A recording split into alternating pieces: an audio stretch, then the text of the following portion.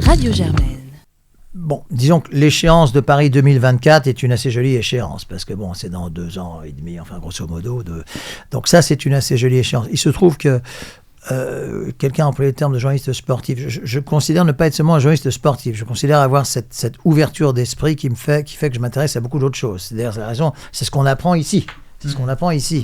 Donc je m'intéresse à la politique étrangère, je m'intéresse à plein de choses, à l'économie, à la politique américaine qui est mon deuxième pays, mais je m'intéresse également aussi et beaucoup aux arts de façon générale, que ce soit la musique, la littérature, la poésie, tout ça accompagne ma vie, et la littérature, je me considère comme modeste auteur, je ne me considère pas encore comme écrivain, mais il est évident que ça a pris de plus en plus, j'ai publié déjà, 7 ou 8 livres comme ça, dont un dernier qui s'appelle Mémoires olympiques, où je retrace justement un peu la saga des Jeux olympiques à travers mes souvenirs, pas seulement à travers les miens.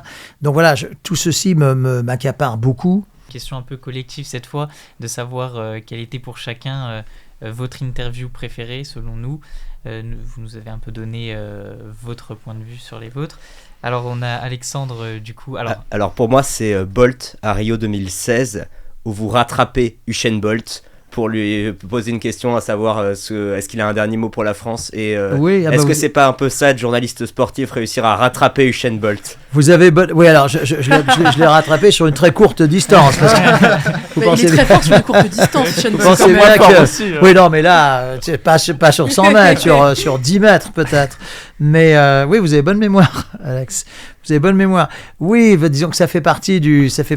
Moi, j'ai toujours considéré ce métier comme avant tout transmettre une certaine joie de vivre. Je pense, avec tout ce qu'on traverse actuellement, je pense que le sport à la télévision, c'est avant tout donner de la joie de vivre aux gens, que les gens soient heureux de suivre, etc.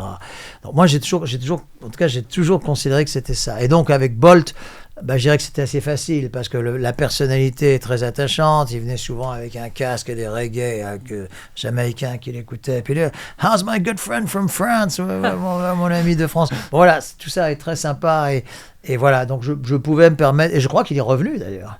Hi, hello to France. Voilà, tout ça j'adore, et je pense pouvoir dire que les téléspectateurs aiment bien aussi. On adore. Oui. Voilà. Si vous voulez, tout ce qui sort du chemin, établi, voilà, exactement, je pense, est plaisant. Voilà. Moi, du coup, c'était celle de Pierre-Ambroise Boss en 2017. Ça, c'est l'exemple type. C'est vraiment, quand on regarde ça devant la télé, oui. c'est l'exemple inattendu. type, bien sûr. On rigole. Et voilà. Surtout pour une fois, c'est un titre, un tour de magie, comme il a dit, un dernier tour. Ouais. Il se demandait ce qui lui arrivait, quoi. Non, mais c'est ça, on peut voir véritablement même la surprise sur son visage, et l'émotion pure, et c'est ça qu'on aime voir dans les commentaires juste après l'exploit. C'est le sportif qui vit l'émotion en même temps que le téléspectateur, et il y a vraiment une connivence entre tout le monde, et je trouve ça très beau dans le sport. J'aime bien le terme de passeur d'émotions, oui. Parce qu'au fond c'est ça peut être des émotions positives la plupart du temps, mais ça peut aussi être des émotions tristes, ça peut aussi être, parce que le sport c'est la vie, il y a des moments de joie fantastiques à partager, et puis malheureusement il y a des moments de détresse, parce qu'il n'y a pas d'autre mot quand on se prépare pendant des années pour un objectif qu'on n'y parvient pas, c'est une véritable détresse, et donc voilà, être là pour consoler si possible avec les mots justes, parce qu'il n'y a rien de pire que ça tombe à plat. C'est facile de se réjouir de la victoire, tout le monde est capable de se réjouir. Il n'y a qu'un seul gagnant. Voilà, exactement. C'est très juste ce que vous dites, Victor. Et en plus, moi je vais considérer qu'une médaille d'argent dans un championnat d'Europe ou dans un monde ou olympique, moi je vais trouver ça formidable, la médaille d'argent. Mais l'athlète peut-être va être extraordinairement déçu. Donc, je me souviens avec Lavillenie, le perchiste que vous connaissez, je ne sais plus dans quel championnat, il était deuxième. Je dis, Renaud, enfin super, médaille d'argent. Il me dit, c'est une manière de voir les choses. Oula. On va peut-être un peu faire marche arrière là. Non mais c'est très. En plus j'étais complètement sincère. Médaille d'argent, c'est quand même. Voilà, donc tout ça, effectivement, il y a qu'un seul vainqueur. C'est juste. Il y a toujours plus de tristesse que de joie de toute façon après. Par définition. Ouais. Simon, du coup, ton interview préférée de Nelson Montfort? Moi, c'était au début comme Victor. Honnêtement, c'était votre interview avec Monsieur Boss. Après, Voilà, j'ai pensé aussi à votre... lorsque vous traduisiez, c'était après un grand tournoi de tennis, vous aviez dit Luigi. Ah oui, ça c'est drôle. Michael Chang. Alors en fait, je vous raconte l'histoire brièvement. C'était c'était finale de Roland Garros. Alors, ce qu'il faut savoir, c'est qu'il y a 15 000 personnes. Là, forcément, il y a un peu de brouhaha. Bon. Et Michael remercie son frère, son entraîneur, etc.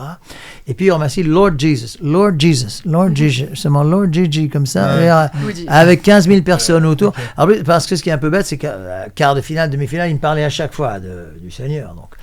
Et effectivement, il remercie un certain Luigi, que j'avoue ne pas connaître, comme c'était le pizzaiolo du coin. Alors que bon, il remerciait Jésus, lui, bon, je le connais quand même. Donc voilà, mais bon, là, sur le coup, j'ai dit, mon Dieu, c'est pas possible. Là, c'est quand même une confusion quand même. Et puis au fond, après, qu'est-ce qui reste ? Il reste plutôt des moments de... On rigole. Exactement. Et le dernier moment, Hugo, ton moment, mon fort préféré. Ouais, moi c'est un autre moment à Roland Garros assez drôle, c'est quand vous chantonnez sur le toit au-dessus du court et que vous entendez pas... Et vous interrompez un match. I'm singing in the rain. Vous connaissez tous cette chanson. On l'a regardée ensemble, ça nous a régalé cette vidéo. Parce qu'il pleuvotait effectivement un peu, ce qui arrive souvent à Roland Garros. Le problème, ce que j'avais oublié, c'est que le tournoi était à huis clos. Voilà. Ouais. Évidemment, si. D'ailleurs, c'était un cours annexe, je sais plus. Oui. Bon. Et donc, du coup, huis clos, ça veut dire 0 spectateur en substance. Et donc, évidemment, l'arbitre, le joueur, etc. Et alors, et voilà, pareil. C'est... Encore que là, là, c'est vraiment plutôt sympathique. Oui. Là, c'est pas... Même j'étais presque prêt à continuer à chanter. Tant que, je sais plus qui jouait, je crois qu'il y avait John Isner, le joueur américain, je sais plus qui d'autre. Enfin, voilà.